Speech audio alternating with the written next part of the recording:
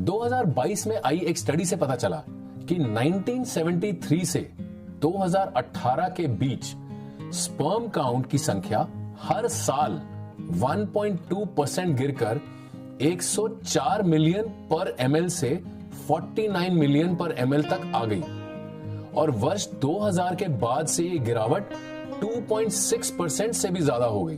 दुनिया भर में डिक्लाइनिंग मेल फर्टिलिटी एक बहुत बढ़ती हुई प्रॉब्लम है। तो इस वीडियो में आइए इस प्रॉब्लम और इसके ट्रीटमेंट दोनों पे नजर डालते हैं। अगर लो स्पर्म काउंट की प्रॉब्लम से आप भी हैं परेशान तो ये वीडियो आपके लिए है। पहले बात करेंगे इंडिया के मशहूर urologist and sexologist doctor Shailendra Goyal से, जो बताएंगे सीमेन की टेस्टिंग और स्पर्म काउंट की जांच के पीछे साइंस क्या है। वीडियो में हम आगे हमारी प्राचीन मेडिकल साइंस आयुर्वेद में लो स्पर्म काउंट के उपचार में जो जड़ी बूटियां रिकमेंडेड हैं उस पर भी बात करेंगे, तो वीडियो को एंड तक देखते रहिए।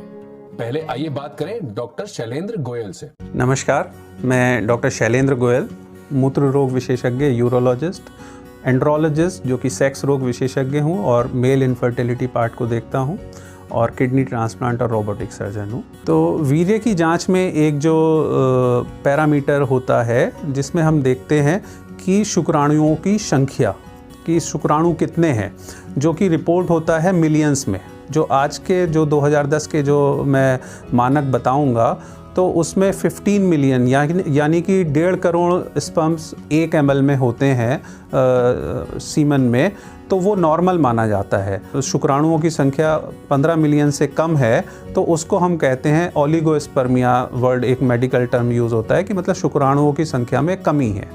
और यदि वो बिल्कुल ही नील है तो उसको हम एजूस्पर्मिया कहते हैं, या शून्य शुक्राणु होना वीर्य में कहते हैं।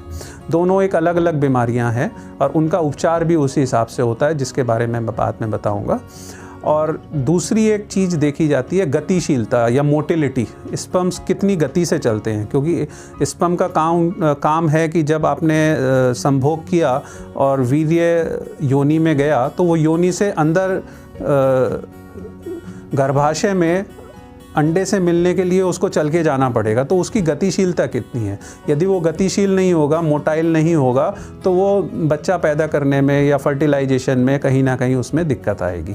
तो नॉर्मली इसमें 2 तरीके की मोटिलिटी होती है, एक फॉरवर्ड मोटिलिटी, आगे की तरफ कितना चलता है, और एक दूसरा थोड़ा सा टेढ़ा मेढ़ा होके चलता है। तो जो मेन गतिशीलता है वो 32% से ज़्यादा, 32% से ज़्यादा होनी चाहिए, और टोटल ये गतिशीलता 40-50% से ज़्यादा होनी चाहिए।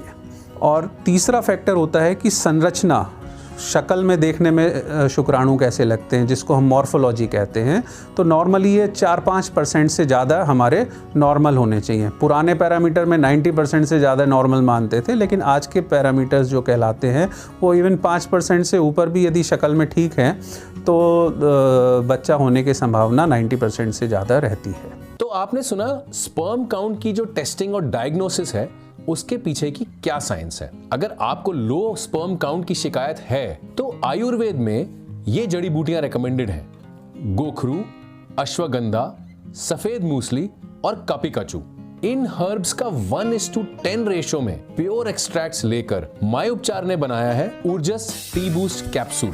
1:10 रेशो में एक्सट्रैक्ट करने की वजह से बाकी प्रोडक्ट से माय उपचार ऊर्जस टी बूस्ट कैप्सूल 10 गुना ज्यादा पावरफुल है। सिर्फ आयुर्वेद में ही ये टेस्टोस्टेरोन बूस्टर हर्ब्स नहीं बताई गई हैं, हमारे टेस्ट में भी ये कॉम्बिनेशन काफी इफेक्टिव पाया गया। जो स्टैमिना, स्पर्म काउंट और एनर्जी हजारों मर्द फिर से पा चुके हैं और आप भी डिजर्व करते हैं, उसे